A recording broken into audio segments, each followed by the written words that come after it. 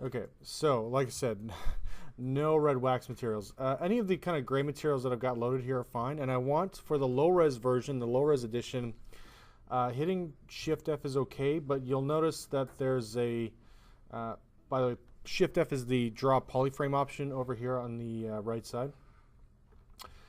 So yeah, in this option, you want to turn off there's a little tiny button called Fill, which we want to turn off.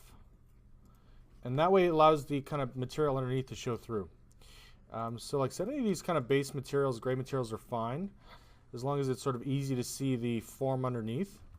Now this mesh is still a little bit screwed up in some areas, but I'm going to just kind of ignore that to move on to the turntable portion of this. So I usually will hit F.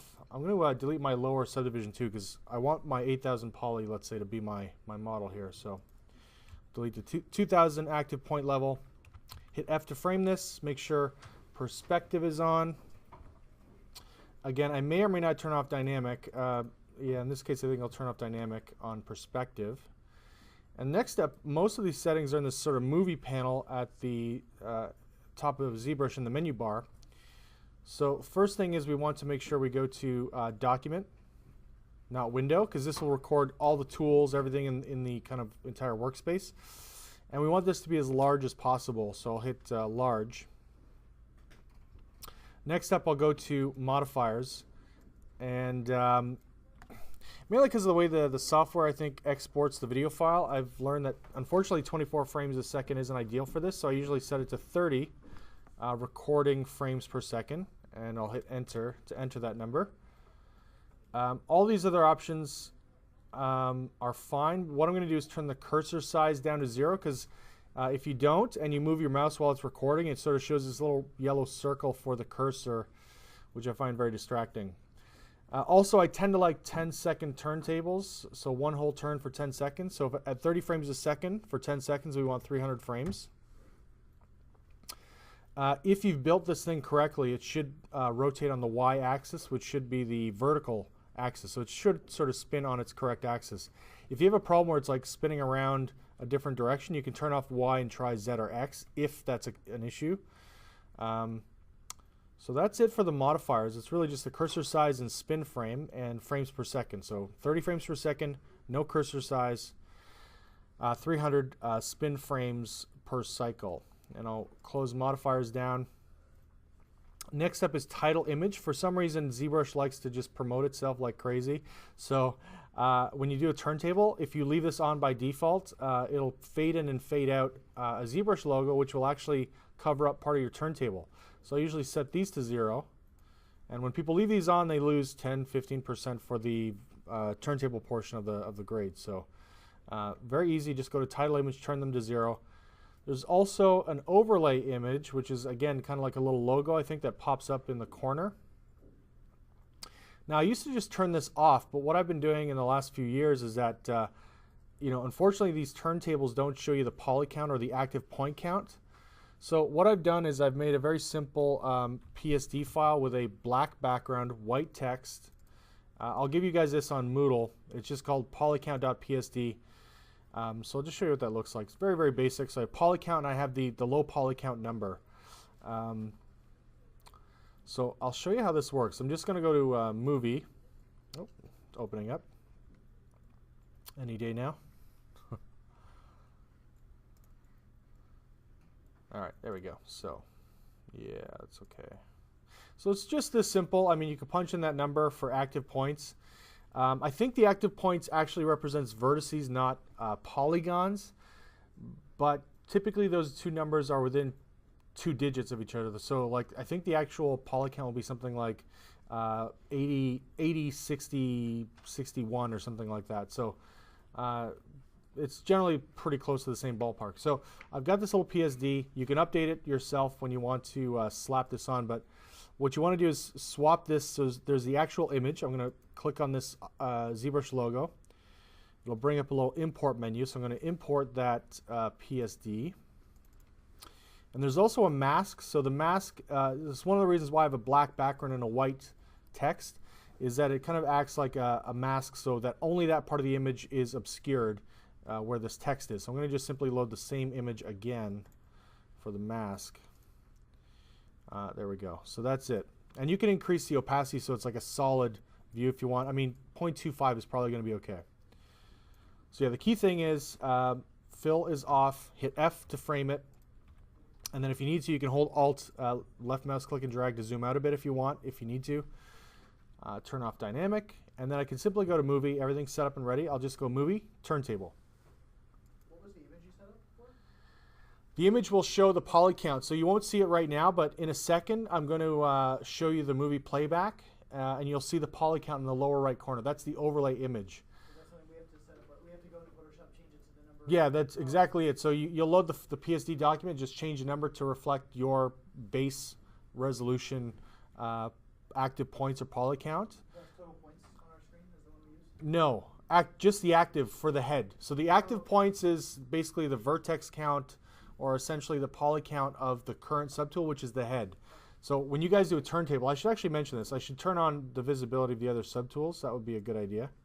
But I'm only going to really focus on the active points of the head itself. I won't worry about poly counts for the rest of the hair, the eyeballs and stuff. So the real focus is on the head itself. If we go to movie, you can play this back. So we'll go play movie. Like I said, you see the poly count down in the lower right corner, right? So that's what that overlay is doing. Now, keep in mind, this thing will store, so let me just delete my old movie because I didn't have the subtools on it, so I can delete this recording. Yeah. Can we add this poly count in video editor? Yeah, if you want to just use Premiere, that's fine. I just find, I mean, I'm skipping a step and saving some time, that's all.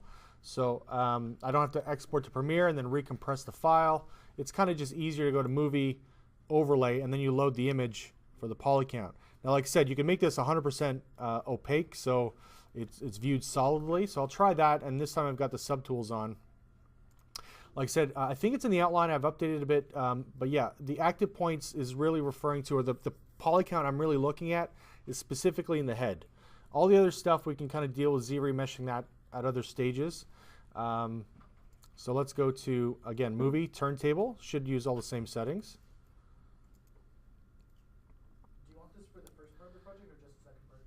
For the second part. Sorry, actually, I do want turntables for the Dynamesh version as well. Yeah.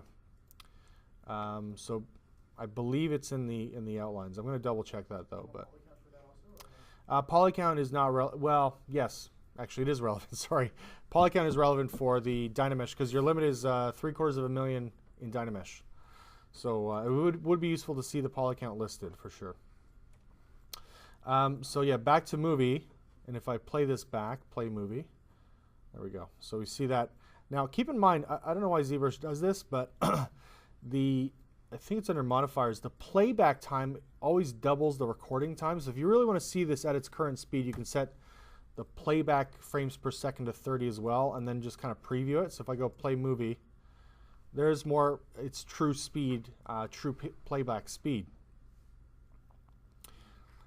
Now, I'm asking for, this is for assignment 2. So for assignment 2, I want to see a low and a high res because you've got your base mesh, and then you should have your subdivided. So the subdivided, oops, let's zoom back out a bit. Subdivided is really just the highest resolution you've got without the wireframe on, and then we could do another movie. Now, you can export each one individually, or what's kind of great about ZBrush is that if you do another turntable, it'll kind of play one right after the other. And then you can export the two kind of in one video file. So I'll show you that in a second.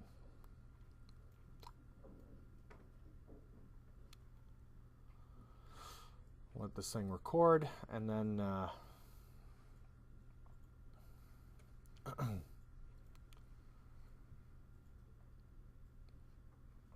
right, so I'll go to movie, play movie. So this is how it'll play back. You'll see the initial low res. And then I should have actually turned off the poly count for the high res because I don't really care about it so much for the high, but you'll see it pop over to the high res. So you can kind of combine the two turntables. So the low res, when I see it for assignment 2, will be the kind of wireframe version with the poly count, and the high res edition will be smooth without any wireframe on top. So I'm kind of looking at the smaller, finer details. Again, no red wax material, please. And for the export, I'll turn on H for highest quality. You can do a save as, but the save as gives you this kind of goofy ZBrush movie format, which is only really playable in ZBrush. You can't really upload it or share it on any other sites. So, you know, if you want to like post it somewhere, it's best to just do an export. So I'll turn on H for high quality export, hit the export button, and then your main option is a MPG or MPEG movie. So I'll just hit save for that, and you'll see it kind of play through and export. Now, as a final step, sometimes people give me these like huge uncompressed file formats. So if you want to, you can use this tool called Handbrake, which I use quite a bit. So there's my movie. My movie is like 57 megs, which isn't bad. And it should play back okay. It's doing a decent job. So there's the MPEG. So let me just close that. So what I'll usually do is just, if you open up Handbrake, it's super easy to use. You basically just drag your file into the top kind of bar area here. And then you just have to simply select a location. So I'll go to my, in this case, I'm kind of just dumping things in the D drive. So I'll just call it turntable.mp4. In this case, I'll just use the kind of current settings as is. I pretty much don't need to tweak anything. All I need to do is hit start and code. So it'll basically spit out an MP4 version of this file. And if I check the size, it's 5 megabytes instead of 60 or 70. And when I open this up, it should be of comparable quality for the most part. So, you know, the only thing you might want to change, and Handbrake is free, by the way. You can get this at home for free. There's a couple of presets, so you can go a little higher quality if you want. Like I might go Super HQ, because I did notice it was a little bit kind of rougher on the edges in some spots, but because it's such a short movie, it should take very, very little time to convert. This is great too, because sometimes if you do Play Blast from Maya or preview renders from 3D Max, let's say, sometimes the videos that come out are really, really huge because they're uncompressed. It's something like a gig per minute, or 2 gigs per minute in terms of data files for HD. So sometimes it can be really nice and useful to just shrink files down for email purposes or whatever. So this thing is only like 9 megs now. You know, you can include the original MPEG or just give me a smaller MP4. I'm not too picky about that as long as the video looks decent. So the same thing you could do for your Dynamesh edition. So let me just show you that quickly. I'll go and load my Dynamesh model, or whatever one was in Dynamesh, I guess. Let's take a look. Load tool. Yeah, I think I ZRemeshed pretty early on, very early on. Yeah. Well, anyways, I'll just take one of the more finished ones here and Dynamesh it. Why not? Let's delete lower, delete higher, and we'll Dynamesh this guy.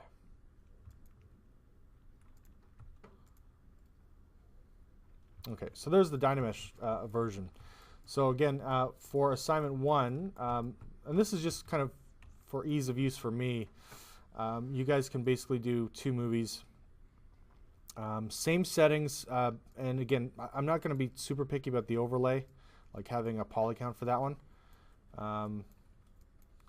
But I'll simply do one without the wireframe, so I'll do Turntable. Let me just delete the old movies, actually. Delete movies. Go Turntable.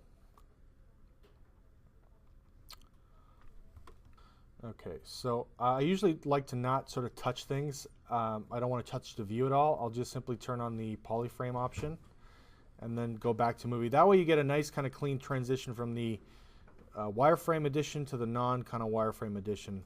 Find it's a little less jarring and it's a little easier to kind of just read the sort of topological details. So.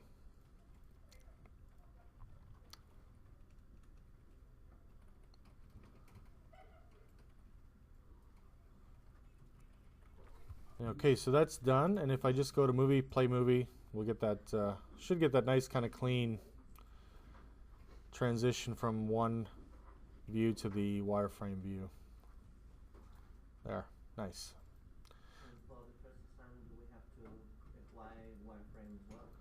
Yeah, I'd like to kind of just see it. Sure. Okay, Yeah. the transition, I mean, from non-wireframe to wireframe, is it for the first assignment? Yeah, for sure. We'll do it for both. Yeah. Mm-hmm. I usually kind of just like to see where the, what's happening with the polygons and stuff. So yeah, once that's done, I've got the wireframe, the non-wireframe. I'll do an export, export movie, and I'll go back here. Yes. Excuse me, Yeah. you mentioned in the document that Dynamesh should be no higher than 750,000. Right. And the Z-remesh model should be no higher than 10,000. Right. For the video, which number of points do you think? Well, assignment 1 is Dynamesh only. Dynamesh So assignment 1 is Dynamesh only. Assignment 2 is a Z-remesh model with subdivisions. Okay. So yeah, I think that movie's exported. Let me just double check the Dynamesh turntable. There we go. So what's great about this sort of stuff too is that if you post this to a blog or put it online or put it in a demo reel, a lot of employers actually really like to see this stuff, especially when they see you go from, this is a professional presentation, number one. Number two, they're seeing an evolution and special attention that's going to be paid to not only kind of the more conceptual side of modeling, but then the more practical production side. So that's one of the reasons why I've kind of broken things up into 2 stages.